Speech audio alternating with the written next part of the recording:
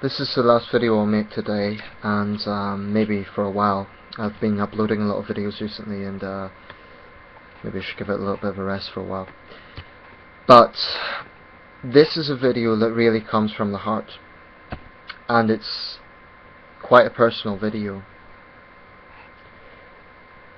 So if you're kind enough to listen to it, thank you. You know, sometimes I really get depressed looking at the mindless cruelty of human beings. And I get depressed not only that the cruelty happens, but that there are so many people willing to make excuses for it. And now I know that sounds very cynical. On the optimistic side, there's also many people who do care and who do speak up. But there's far more who either don't care or endorse it.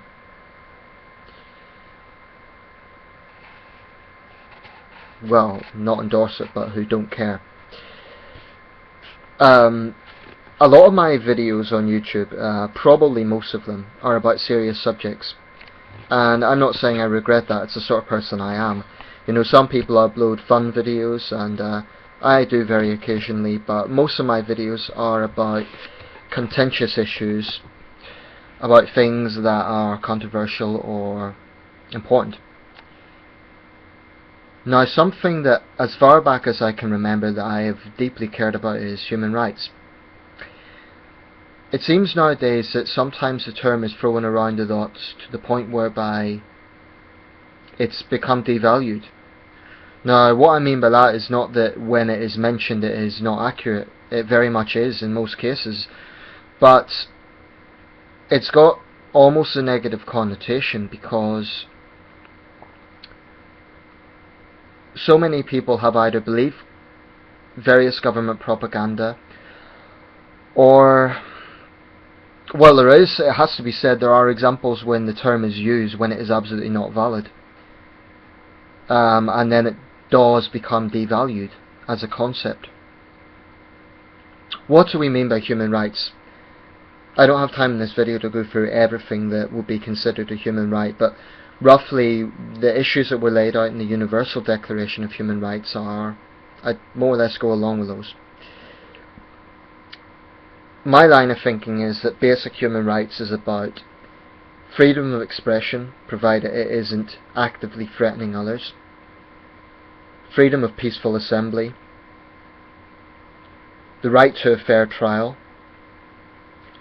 the right to own property, the rights to have equality based on your gender or religion. These are the sort of things that are basic human rights. And there's many more, of course, but those are just some examples, some very important examples. It does really break my heart to see this so much cruelty around the world. Now, like I said, I don't want to come across as too pessimistic or too cynical. There's a lot of good things happen in the world as well. It's not all bad. And it's never a situation where it's all bad or all good.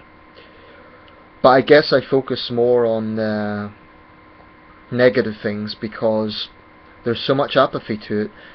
Or perhaps it's wrong to say that, but what I mean is there's so many excuses for it.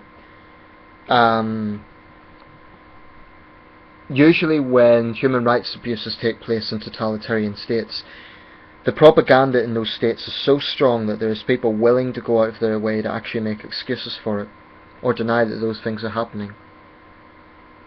In its most raw examples, you get situations like torture.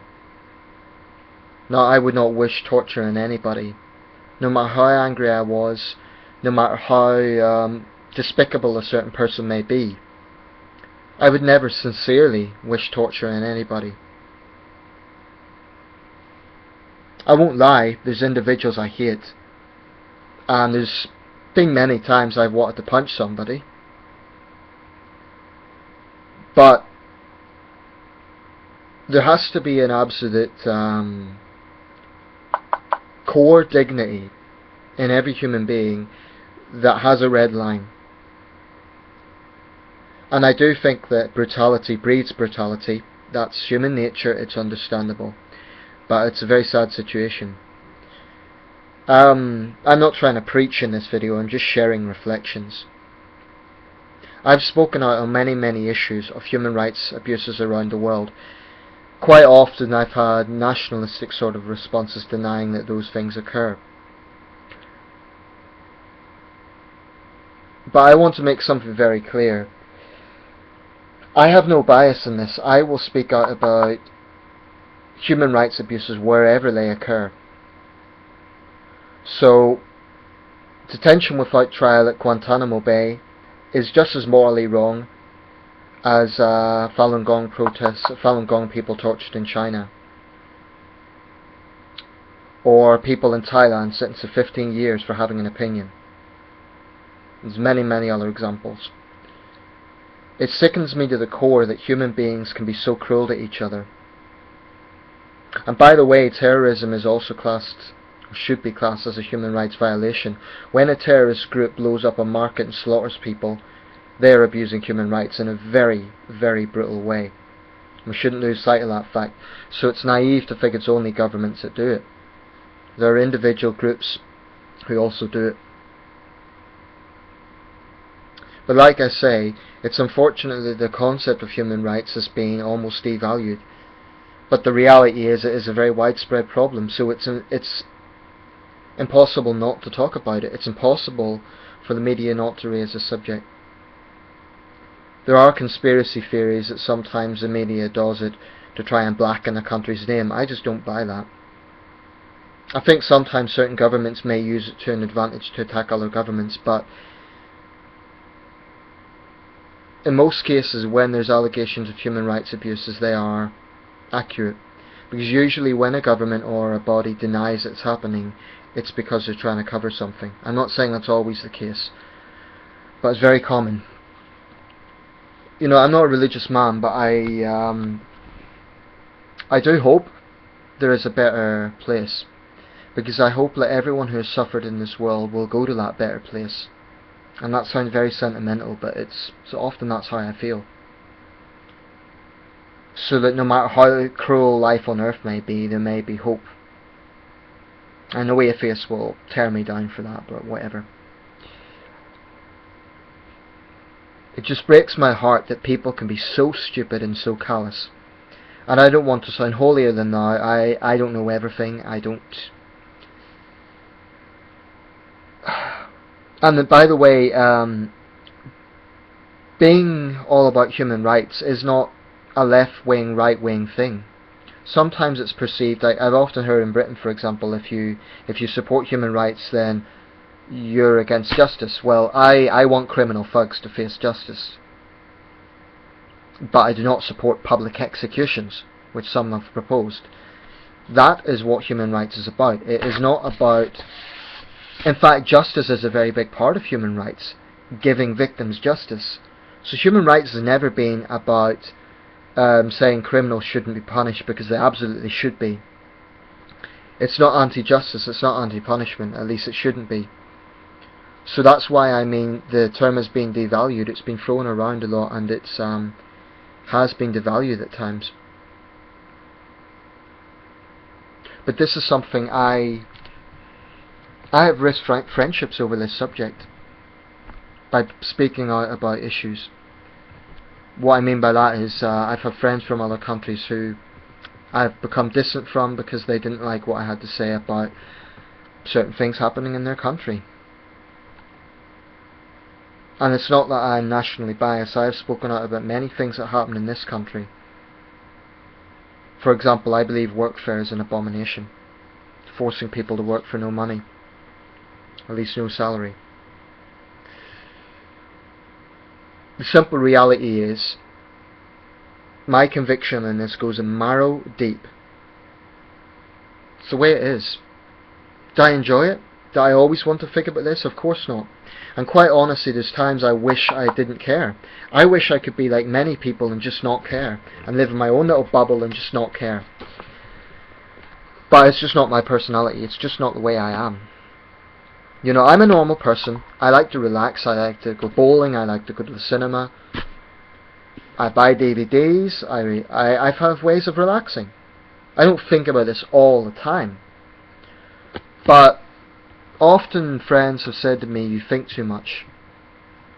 What I want people to understand is that when you know injustice, you cannot not think about it. I take the very simple principle that if someone is suffering on the other side of the world unnecessarily, he or she is my brother or sister. And I'm not trying to write poetry here, I'm not trying to be too sentimental, that's just my philosophy. So people often say, oh, well, you're a foreigner, why do you care about this situation? Why do I care? Because I'm a fellow human being.